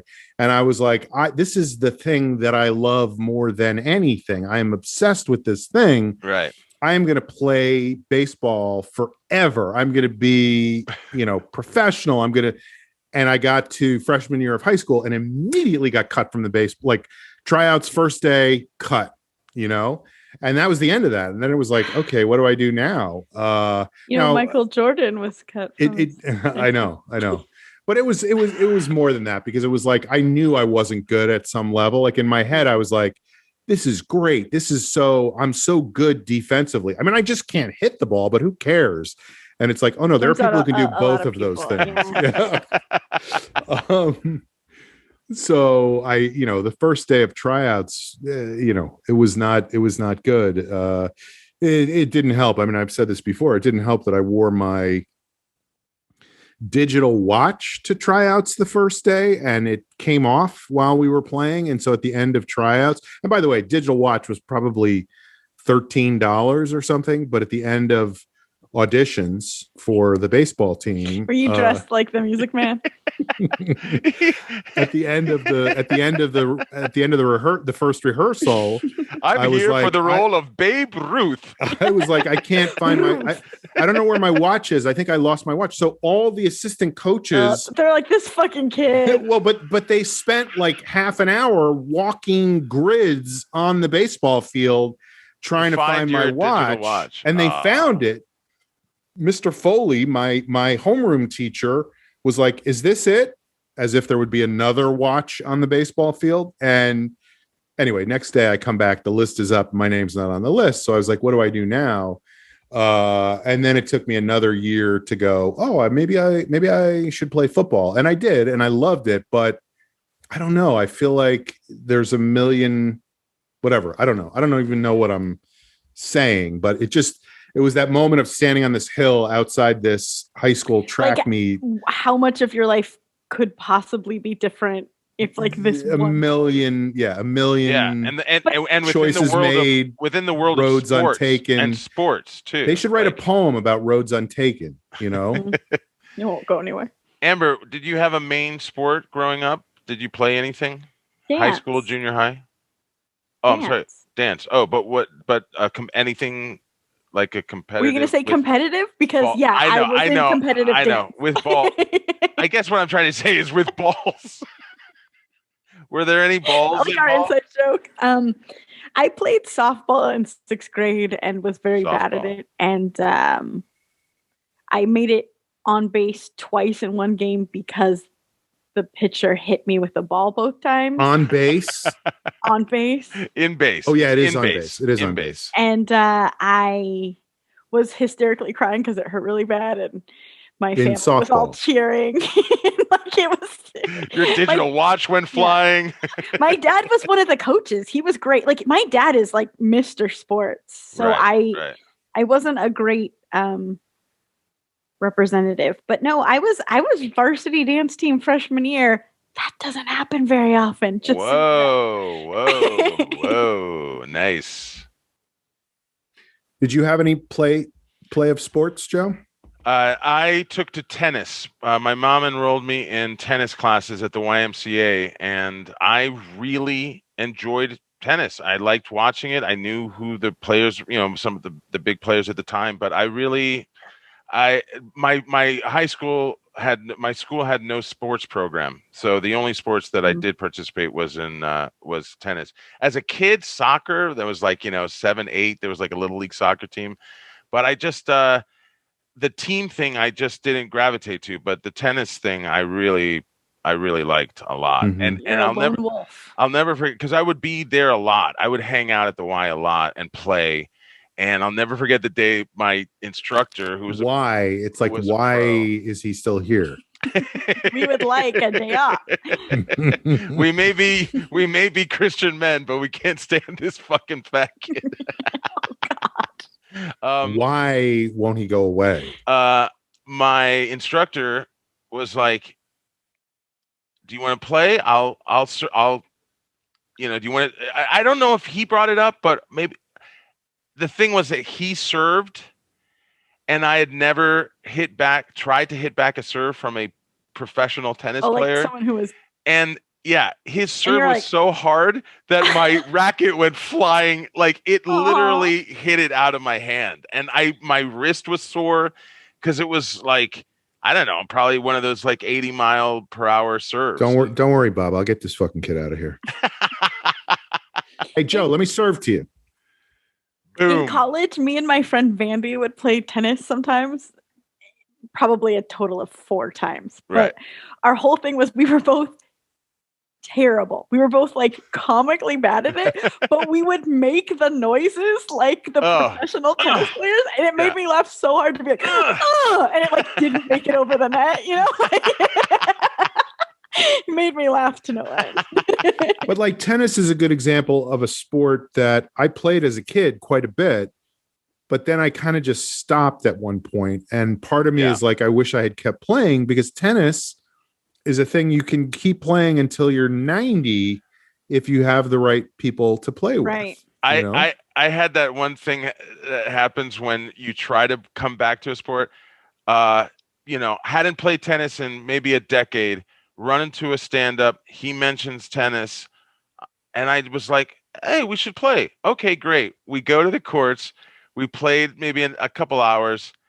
And I wasn't that good. Was it Johnny Davinian? No, it was a comedian named Aaron Billie Cater. Jean King? Aaron Cater. And this is like maybe early aughts. And I knew I wasn't that good. I knew he was better. But I thought that by the end of the 2 hours that I had gotten a little closer to his level, and like a date thing where I was like, "You want to do this? We should do this again." Never heard back. Never heard back. It was like, oh damn!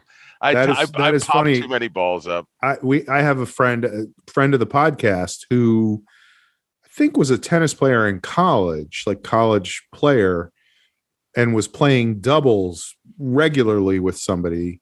And they were looking for somebody to play. And this person was like, do you play doubles? And I was like, sure. And I went and played once, and it went really well. I played well. I was like, oh, this is great. And then the second time, for whatever reason, I think it was probably because I was trying to serve as if I could serve hard instead of just doing it. Yeah. So I was just like double in. faulting on everything. And a great sports term, by the way, double fault. Yeah. Saturn. And double sad. And I don't even remember. So that round ended, that particular frame ended. And then it was like, oh, I guess those guys haven't played in a while. And I feel like it was like 2 or 3 months later, I found out that they had been playing every week. It just, they had gotten somebody else that they liked more. I was like, I know. I was like, oh, okay. All right. I'll just be that's over the there other with my thing, by the racket. way. And this is, I don't know if you guys have heard about this thing, pickleball. That's like all the rage now. I have heard of pickleball. It's like tennis, but it's simpler and a shorter court, and the ball doesn't travel as fast and whatever. Is it like a hard paddle or something? It's like a paddle. Yeah, like a paddle, a racket, a paddle, a racket paddle, or a rattle. I don't know. It's an oar. But you play it on a tennis court. It's just you put lines in so that it's a smaller court. Anyway, this is the other thing, that at the pool party in my apartment, you're going to have a pickle match? We're going to have a pickleball tournament because there is also a tennis court there. And anyway. Get those brines ready. It's going to be great. Get that pickling liquid. There's also grills. There's also 2 giant gas grills out by the pool and a hot tub. So it's going to be a rager, bro. Yeah, it's going to be a madhouse. Bro. When everything opens up. So that's my parting shot. Joe, parting shots.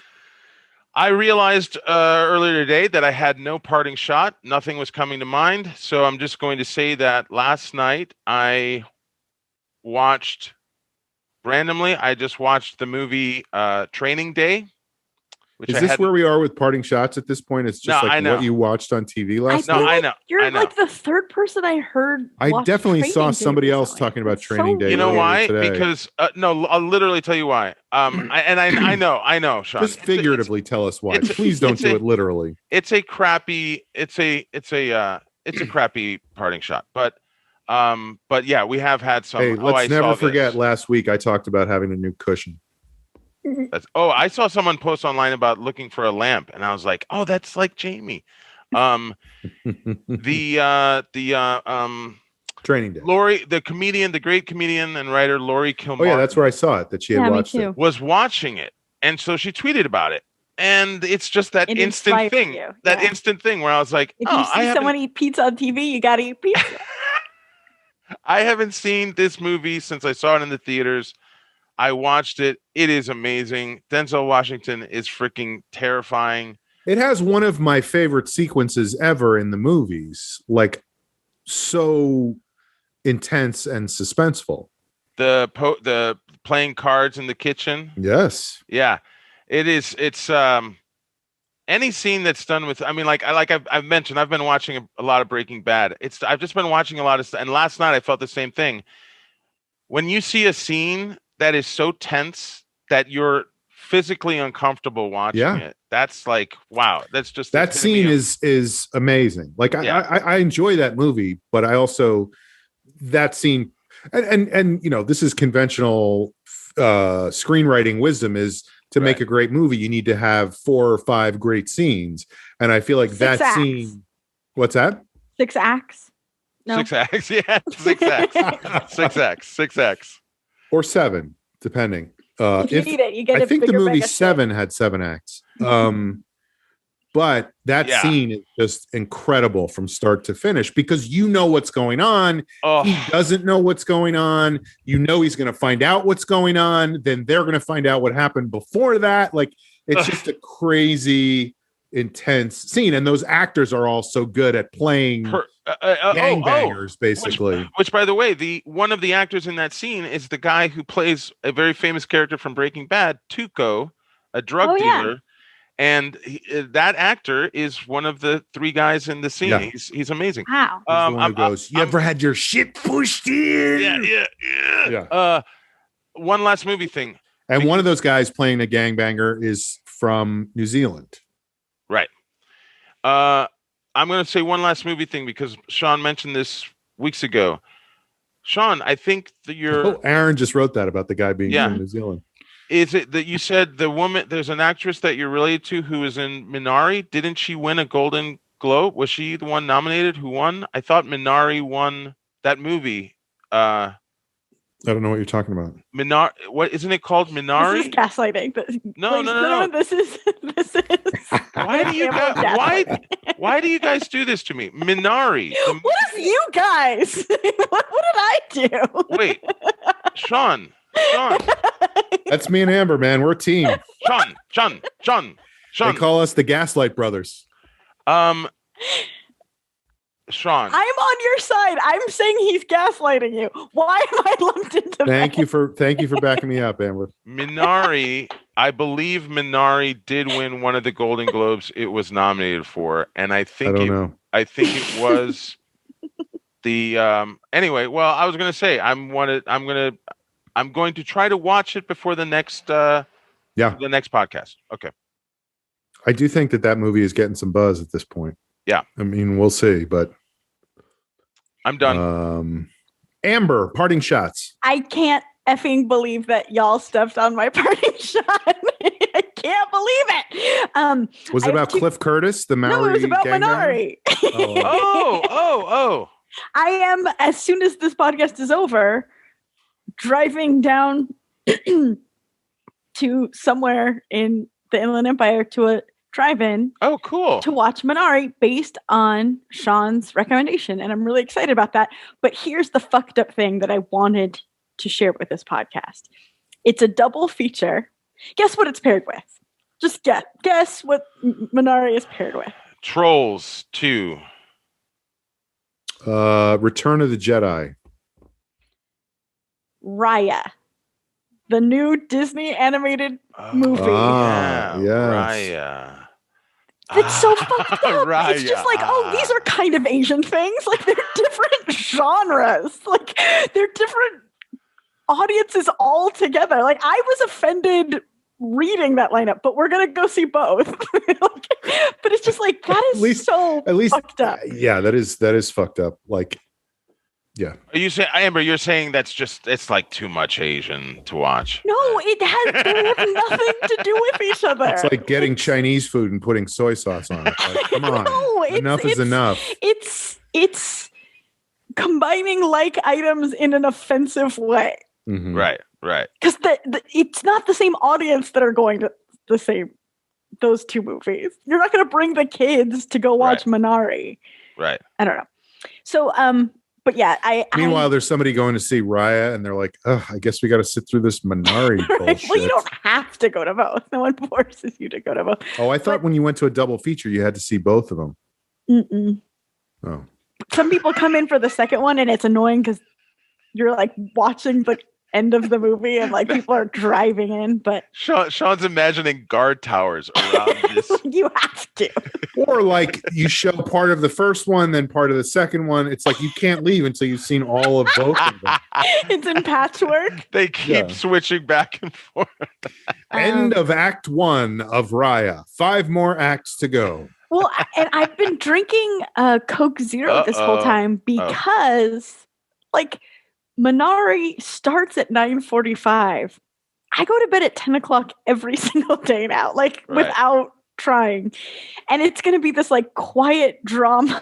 Yeah, I was going to say, don't count on the movie to keep you awake. It's an interesting choice. We'll see how that works out. I say that as if it's bad, but I love the movie. But it definitely was not like bing bang, bing bang, bing bang, bing. Yeah, no, we're on the same page. I'm excited to see it, and I'm excited to support it.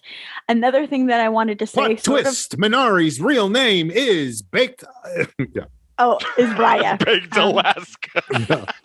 I was going to say, instead of Alaska Thunderfuck, I was about to say Baked Alaska. Then I was like, no, that's not what I want to say.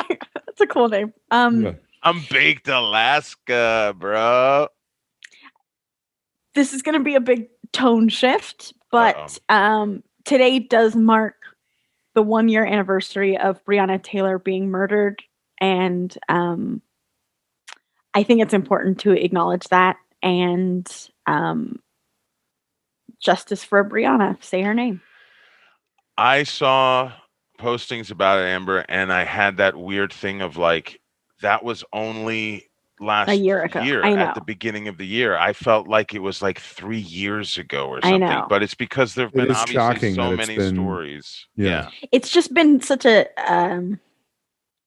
dense year, for Yeah. lack of a better word. Like a lot of Thick. shit has gone on. Thick with 2 C's. Yes.